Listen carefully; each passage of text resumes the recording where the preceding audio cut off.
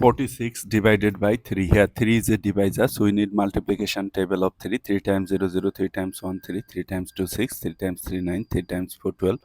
To find out the multiplication table of 3 easily, just add 3 with the previous step. 0 plus 3, 3, 3 plus 3, 6, 6 plus 3, 9, 9 plus 3, 12, 12 plus 3, 15. 3 goes into this 4 how many times? 2 times 6, which is greater, so 1 time. So 1 times 3, which is 3, subtract 1, bring down this digit 16. 3 goes into 16 how many times? 6 times 18, we said greater, so 5 times. 5 times 3, 15, subtract 1.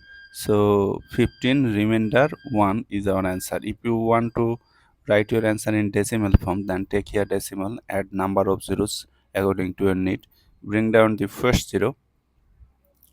Before the 0 there is a decimal must come to the quotient directly. 3 goes into 10 how many times? 4 times 12, which is greater, so 3 times. 3 times 3, 9, subtract 1, bring down the 0. 3 goes into 10 how many times? Again 3 times. 3 times 3, 9, subtract 1, bring down another 0. 3 goes into 10 how many times? 3 times. 3 times 3, 9, subtract 1. This process is continuing, so you can place here 3 dot, right?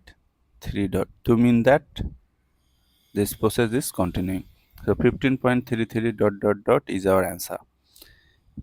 Since 3 is repeating, so you can place a bar over 3 to mean that this 3 is repeating. So 15.3 bar is our answer.